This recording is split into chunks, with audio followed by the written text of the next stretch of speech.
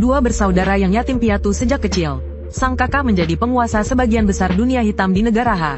Anak buahnya semua adalah penjahat haus darah yang nekat. Namun sang adik, Honam, adalah pecundang yang selalu diintimidasi di sekolah. Ketika Honam meminta bantuan kakaknya malah memarahinya dan menyebutnya sampah. Dia juga memperingatkan Honam untuk tidak mengaku sebagai adiknya di luar. Melihat satu-satunya keluarganya bersikap dingin dan tak peduli, Honam merasa hancur. Dia berteriak pada kakaknya, "Kau ini kakak macam apa? Bukankah seharusnya kau melindungi adikmu?" Namun kakaknya tidak menjawab, dan langsung pergi meninggalkan rumah tanpa menoleh. Hanya menyisakan Honam yang menangis sendirian. Sejak saat itu, Honam semakin sering diintimidasi di sekolah. Bahkan ketika rambutnya dijambak oleh si kuning yang lebih pendek darinya, dia tidak berani melawan sedikit pun. Karena jika Honam berani bergerak, dia pasti akan dihajar lebih parah lagi oleh si kuning. Namun, saat si kuning hendak menamparnya lagi, Honam tiba-tiba menangkap tangannya. Honam tidak ingin menahannya lagi. Dia mengepalkan tinjunya, siap untuk melawan. Namun sebelum Honam sempat memukul, tiba-tiba sebuah kekuatan besar seperti truk menghantamnya, melemparkan Honam beberapa meter jauhnya. Kang Seokju memakinya dengan nada menghina. "Dasar kau, mau apa kau? Mau berkelahi?" "Hah?" Sambil berkata demikian, sekelompok berandalan sekolah mengikuti Kang Seokju. Dalam beberapa detik, ruang kelas penuh sesak. Saat itu, Honam menyadari satu hal, bahwa sendirian dia tidak bisa melawan kelompok. Dan begitulah, Honam kembali dihajar oleh si kuning. Namun, malang tak dapat ditolak. Setelah dihajar, Honam menerima telepon dari nomor tak dikenal. Dari polisi, mereka mengatakan bahwa kakaknya mengalami kecelakaan. Honam bergegas ke sana, tapi sudah terlambat. Kakaknya telah meninggal dunia. Polisi menjelaskan dengan nada prihatin. Tadi malam, saat mengendarai motor di jalan raya, dia bertabrakan dengan truk seberat 5 ton. Dia masih bernyawa saja sudah keajaiban. Mendengar itu, Honam hanya merasa geli. Orang jahat yang selalu memperlakukan orang lain seperti sampah, akhirnya meninggal sia-sia karena kecelakaan motor. Honam tidak akan pernah melupakan hari itu, saat dia menangis sendirian. Memikirkan hal itu, Honam berbalik dan berkata, "Aku tidak mau jenazahnya," lalu pergi. Namun, baru saja sampai di pintu rumah sakit, polisi itu mengejarnya sambil membawa sebuah kotak. Tunggu dulu, nak. Aku mengerti. Kau pasti tidak punya uang untuk pemakaman, kan? Tapi setidaknya terimalah barang-barang milik kakakmu."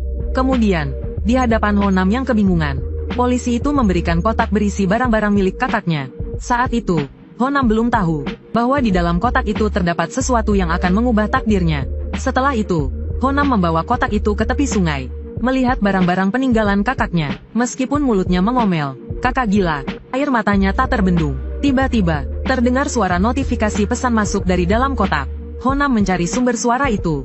Dia menemukan layar ponsel kakaknya pecah, tetapi masih bisa digunakan. Honam melihat orang yang mengirim pesan memanggil kakaknya bos. Didorong rasa penasaran, dia membuka kunci layar ponsel dengan ingatannya. Dia segera memeriksa pesan yang baru saja diterima. Tanpa diduga, dia menemukan sebuah pesan tentang Kang Seokjo. Teringat kejadian pagi hari di mana dia menghajar Seokjo. Honam tanpa sadar membukanya. Dia juga membalas pesan itu. "Kang Seokjo itu sampah. Habisi dia berapa kali pun tak cukup." Namun, Honam baru menyadari bahwa balasannya tadi terkirim di grup. Tapi Honam tidak terlalu memikirkannya. Malah, dia menyuruh mereka semua berkumpul. Honam berencana saat mereka datang, dia akan langsung memanggil polisi untuk menangkap mereka. Tapi saat itu, si rambut kuning muncul entah dari mana. "Bocah tengik, ngapain sendirian di sini?" Sambil bicara, rambut kuning memperhatikan barang peninggalan kakak Honam. Tanpa pikir panjang, dia membuang semua isi kotak itu ke sungai. Selesai, dia memasang ekspresi menyebalkan untuk memprovokasi Honam. Akhirnya, Honam tak tahan dan menyerangnya. Dia menerjang rambut kuning hingga terjatuh. Lalu, langsung meninju wajahnya. Belum selesai, Honam melanjutkannya dengan tendangan keras. Saat Honam melampiaskan amarahnya, tiba-tiba wajahnya ditinju. Kang Seokjo datang. Melihat anak buahnya babak belur, dia langsung menyeringai, siap membela anak buahnya dengan dalih pembelaan diri. Melihat itu, Honam ketakutan dan ingin kabur. Tapi Seokjo tak akan melepaskannya. Dia langsung mengejarnya. Namun, saat dia hampir menangkap Honam, seorang pemuda mengendarai motor tiba-tiba muncul dan memukul Seokjo dengan tongkat hingga terpental. Bersamaan dengan itu, dari kejauhan, puluhan orang seperti pemuda itu berjalan mendekat. Honam tak menyangka, gerombolan ini bertindak begitu cepat. Padahal pesannya baru terkirim kurang dari 2 menit. Sekelompok berandal berpakaian sama, sudah mengepung Seokjo. Tiba-tiba, pemimpin mereka, Jikang, berkata, Bos bilang kau sampah, habisi kau berapa kali pun tak cukup. Kau buat masalah apa sama bos? Seok Jo kebingungan. Dia bahkan belum pernah bertemu bos. Hanya Honam yang bersembunyi di balik semak-semak yang tahu. Semua ini terjadi karena pesan WeChat yang dia kirim tadi. Setelah Jikang memberi perintah, semua orang langsung menyerang. Kurang dari 3 detik, Seok Jo babak belur. Saat itu, ponsel Honam berbunyi. Bos, Kang Seok Jo sudah diurus. Melihat itu, Honam punya ide nakal. Keesokan harinya, saat makan siang, Honam bertanya pada Minguk, sahabatnya, tentang pasukan kaisar. Honam baru tahu kakaknya menguasai separuh SMA di Korea. Sekarang, semua itu miliknya. Tapi Honam tidak merasa senang, karena dia merasa kakaknya itu brengsek. Sama saja seperti sampah yang selalu menindasnya. Tiba-tiba suara gaduh membuyarkan lamunan Honam. Beberapa berandalan dari geng 1 di sebelahnya sedang memaksa seorang pria berkacamata untuk mencuci piring mereka. Melihat itu, Minguk ingin maju membantu. Honam segera menghentikannya, karena dia tahu, melawan secara langsung hanya akan sia-sia. Melihat orang malang yang juga sering ditindas di sekolah, mereka memilih cara lain untuk membantu pria berkacamata itu. Setelah beberapa berandalan geng 1 pergi, Honam dan Minguk datang untuk membantu pria berkacamata itu mencuci piring. Namun, mereka bertiga yang sedang mencuci piring terlihat oleh beberapa berandalan yang hendak pergi. Setelah selesai membantu, Honam dan Minguk baru saja keluar dari kantin. Ketika mereka melihat Kwon Do Heon melambaikan tangan, begitu mendekat, Honam langsung dijatuhkan. Minguk juga terkena pukulan keras dari anak buahnya. Kemudian Honam diinjak-injak oleh Kwon Do Heon. Dengan nada meremehkan, dia berkata, dasar banci, merebut pekerjaan orang lain. Kalau mau kerja, jadi kursiku dulu. Begitu selesai bicara, salah satu anak buahnya terlempar. Minguk tiba-tiba mengambil posisi bertarung. Melihat itu, Honam memaki dalam hati, gila. Dengan cepat, anak buah yang terlempar itu kembali memukul. Tak disangka, Minguk berhasil menangkisnya lagi, membuat Honam tercengang. Minguk pun bersiap menyerang Kwon Do Heon. Namun, Kwon Do Heon lebih dulu menendang wajahnya. Belum selesai, Kwon Do Heon kembali memukulnya dengan keras. Minguk masih mencoba membalas, tapi Kwon Do Heon kembali menghantam wajahnya dengan lutut. Pukulan itu membuat Minguk pingsan. Namun, Kwon Do Heon belum mau berhenti. Dia menyalakan sebatang rokok, dan mengarahkan puntung rokok itu ke mulut Minguk. Dia menjadikan Minguk sebagai asbak manusia. Namun, tepat saat abu rokok hendak jatuh ke mulut Minguk, Honam berdiri, tapi dia tidak membalas, melainkan berlutut dan memohon ampun, dan menepuk-nepuk punggungnya, memberi isyarat agar Kwon Do Heon duduk di punggungnya. Melihat itu, Kwon Do Heon menghentikan aksinya, dan bersiap duduk di punggung Honam. Tapi saat itu, bel masuk berbunyi.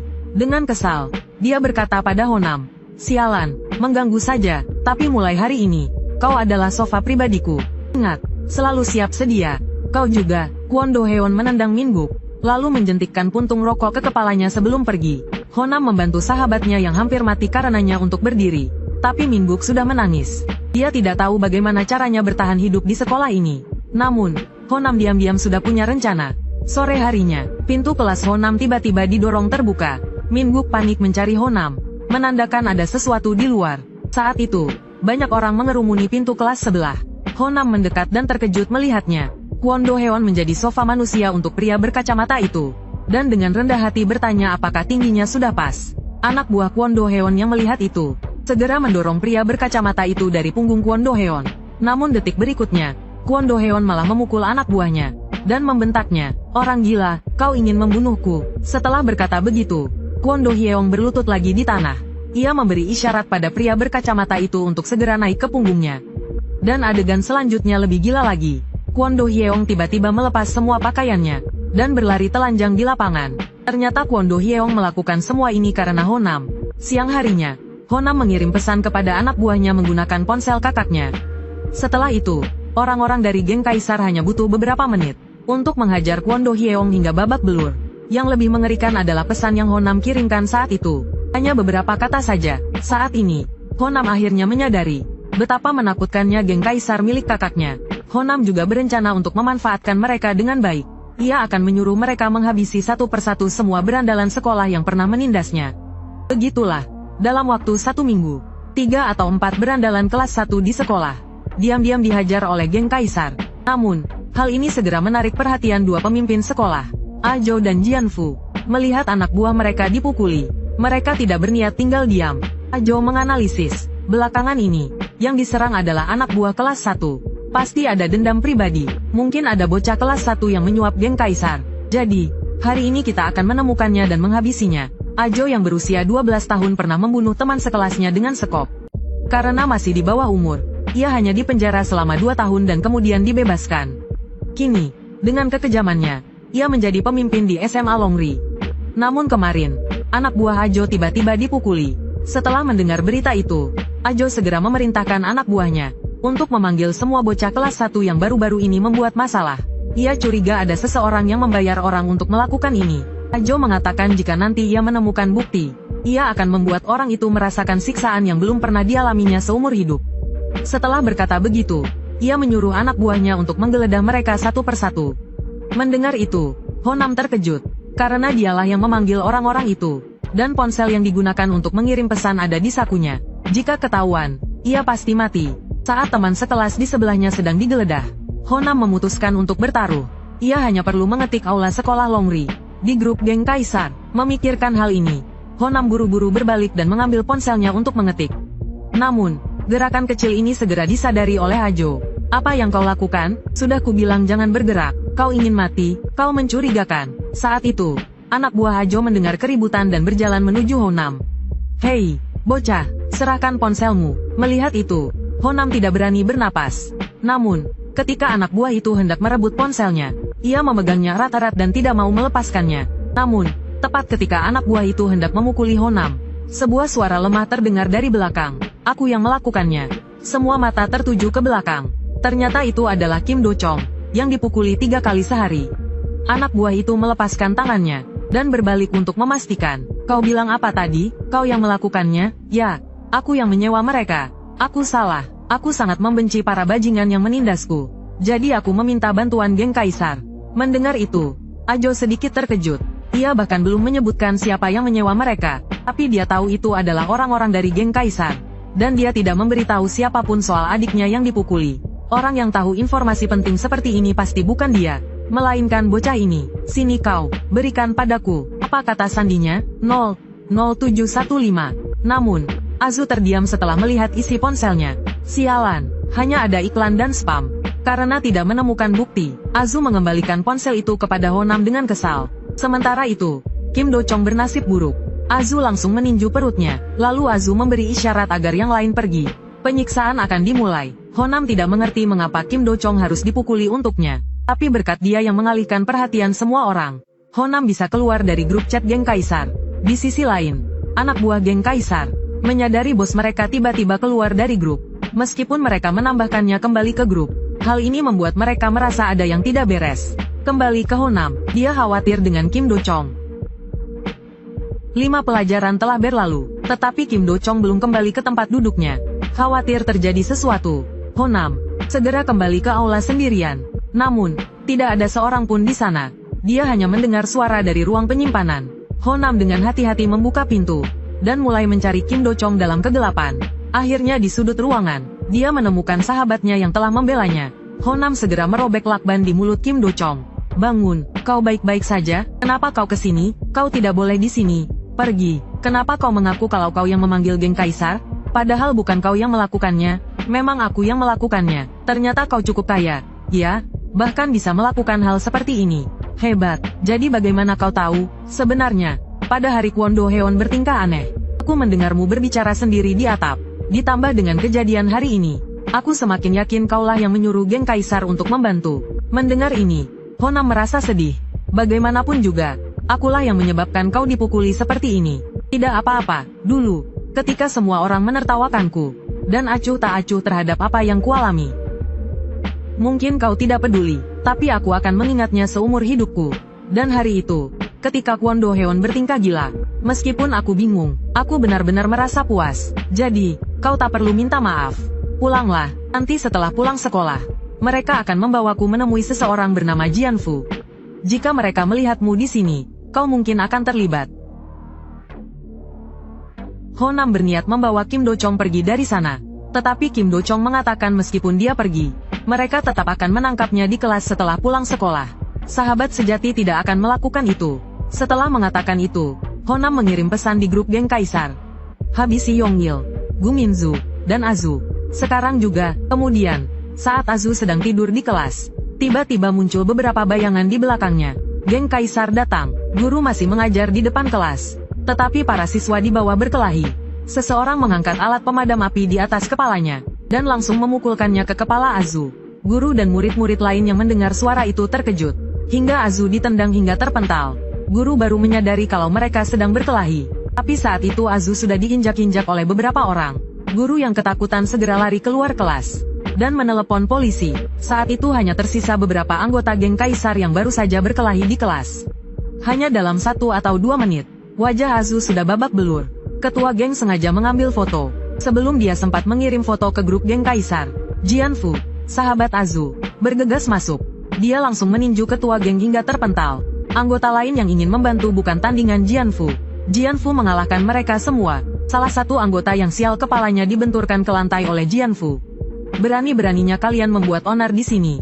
Sok jagoan, geng Kaisar. Namun, Jianfu baru saja selesai berbicara. Dia dicekik oleh salah satu anggota geng. Siapa ini? Keadaan mulai berpihak pada geng Kaisar. Alat pemadam api diangkat lagi. Tapi hasil akhirnya adalah, Jianfu sendirian mengalahkan semua anggota geng Kaisar. Kemudian polisi datang, dan menangkap semua anggota geng Kaisar yang terlibat perkelahian. Tentu saja, Jianfu juga ditangkap.